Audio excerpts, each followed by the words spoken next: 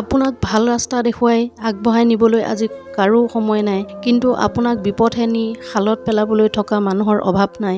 কোনোবাই যদি আপোনাক ভাল বুলি নকয় তেন্তে দুখ নকৰিব, কাৰণ এই জীৱনত সকলোৰে লগত ভাল হৈ থাকিব নোৱাৰে। এটা কুকুৰ মাত্ৰ 3 দিন খাবলৈ দিয়ক, কুকুৰটোৱে আপোনাক 3 বছৰ মনত ৰাখিব, কিন্তু এজন মানুহক 3 বছৰ খাবলৈ দিলেও তেওঁ নিজৰ স্বাৰ্থ সিদ্ধিৰ কাৰণে আপোনাক 3 দিনতে পাহৰি যাব। জীৱন যাত্ৰাত ভাটৌ চৰাইৰ দৰে হ'ব নালাগে, ঈগলৰ দৰে হ'ব লাগে, কাৰণ ভাটৌৱে কথা ক'ব পাৰিলেও ওপৰলৈ উৰিব নোৱাৰে, কিন্তু নীৰৱ যদিও ঈগলে আকাশ চুব পাৰে। যদি মন বেয়া লাগে, যদি অসহায়ৰ দৰে লাগে, তেন্তে এইটো কথা মনত ৰাখক, আপোনাৰ মূৰৰ ওপৰত যদি এখন চালি আছে, শৰীৰত যদি বস্তু আছে, যদি দুবেলা দুমিঠি খাবলৈ পাইছে আৰু নিশা শুবলৈ বা বিশ্ৰাম কৰিবলৈ যদি অকণমান ঠাই পাইছে, তেন্তে বুজিব পৃথিৱীৰ ৭৫% লোকতকৈ আপুনি ধনী। হাতত যদি টকা থাকে তেতিয়া আপুনি পচন্দৰ মতে কিনিব পাৰে, য'লৈ যাবলৈ মন যায় যাব পাৰে। তেতিয়া বুজিব যে গোটেই পৃথিৱীৰ 20% বিত্তশালীৰ ভিতৰত আপুনিও এজন। সুস্থ সবল নিৰোগী শৰীৰ এটা লৈ যদি আপুনি আজিৰ দিনটো পাৰ কৰিব পাৰিছে, তেন্তে ভাবি লওক পৃথিৱীৰ লাখ লাখ মানুহৰ তুলনাত আপুনি এজন ভাগ্যৱান। জীৱনটোত পোৱা নোপোৱাৰ হিচাপ নিকাচ নকৰিব, যিখিনি পাইছে তাকে লৈ উপভোগ কৰক। এই পৃথিৱীত ভাইৰাছতকৈ বেছি মাৰাত্মক 2টা বেমাৰ আছে, অৰ্থ আৰু স্বাৰ্থ। টকা থাকিলে সকলো আছে আৰু স্বাৰ্থ নাথাকিলে একো নাই। ৰূপৰ দ্বাৰা হয়তো আপুনি কিছুমান প্ৰশংসা লাভ কৰিব পাৰে, কিন্তু গুণৰ দ্বাৰা আপুনি আজীৱন প্ৰশংসিত হ'ব। সেইবাবে ৰূপৰ চৰ্চা নকৰি গুণৰ চৰ্চাত থাকক সদায়। জীৱনত যিমানেই ভাল কাম কৰক লাগে, এদিন সকলোৱে পাহৰি যাব, কিন্তু সেই ভুলবশতঃ এটা বেয়া কাম কৰক, ৰেকৰ্ড হৈ যাব। লাগিলে অকলেই থাকক, কিন্তু গাখীৰ খুৱাই সাপ পোহা বন্ধ কৰক।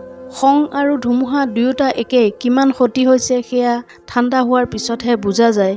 মুখত যাৰ মিঠা কথা তেওঁৱেই পিঠিত ছুৰি মাৰে। অসৎ সংগত থকাতকৈ অকলে থকাই ভাল। টকা ঋণ পৰিশোধ কৰিব পাৰি, কিন্তু দুঃসময়ত যি কাষত থাকে তেওঁ ঋণ কেতিয়াও পৰিশোধ কৰিব নোৱাৰি। এই পৃথিৱীত প্ৰিয়জন বুলি কোনো নাই, যি আছে সেয়া কেৱল প্ৰয়োজন।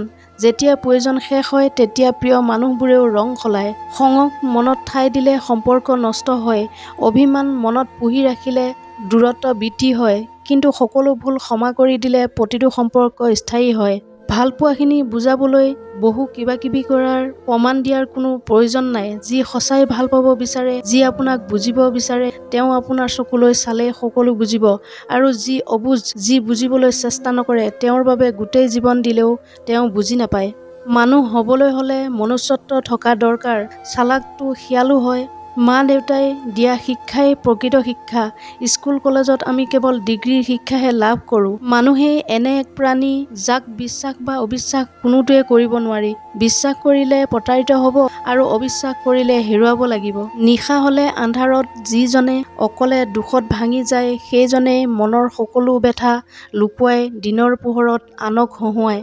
আনৰ দৃষ্টিত বেয়া হ'বলৈ বেয়া কাম কৰাৰ প্ৰয়োজন নাই। উচিত কথা ক'লেই আপুনি মানুহৰ চকুত বেয়া হৈ পৰিব। ফুলক নাকৰ ওচৰলৈ আনি শুঙিলেহে গোন্ধ পোৱা যায়, কিন্তু গেলা পচা বস্তুৰ দুৰ্গোন্ধ দূৰৈৰ পৰাই নাকত লাগি যায়। যোগ্য লোকক বিচাৰি তেনে লোকৰ কাষলৈ যাবলগীয়া হয়, কিন্তু অযোগ্যজন আপোনা আপুনি আপোনাৰ ওচৰলৈ আহি তেল মাৰিবলৈ বিচাৰিব।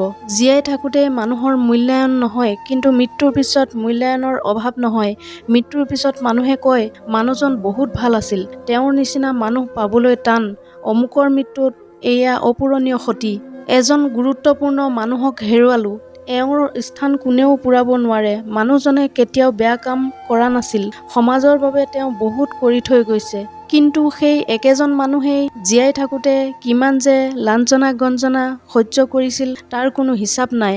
আচলতে মূল্যটো সকলোৱে বুজি পায়, কিন্তু জীয়াই থাকোঁতে নহয়, হেৰুৱাৰ পিছতহে বুজে। কাকো কেতিয়াও বেয়া ব্যৱহাৰ নকৰিব, কাৰণ মৃত্যুৰ পূৰ্বে ক্ষমা খুজিবলৈ তেওঁক হয়তো বিচাৰি নাপাবও পাৰে। ক্ষমা পাব শিশুকালত, কষ্ট পাব বৃদ্ধকালত, যৌৱন হ'ল শ্ৰেষ্ঠকাল, কৰ্ম কৰক ইহকালত। এনেধৰণৰ মটিভেশ্যনেল ভিডিঅ' পাই থাকিবলৈ মোৰ চেনেলটো ছাবস্ক্ৰাইব কৰি ৰাখিবলৈ নাপাহৰিব। পুনৰ অন্য এটা ভিডিঅ'ৰ সৈতে লগ পোৱাৰ প্ৰতিশ্ৰুতিৰে আজিৰ এই খণ্ডটোৰ পৰা বিদায় লৈছোঁ। ধন্যবাদ।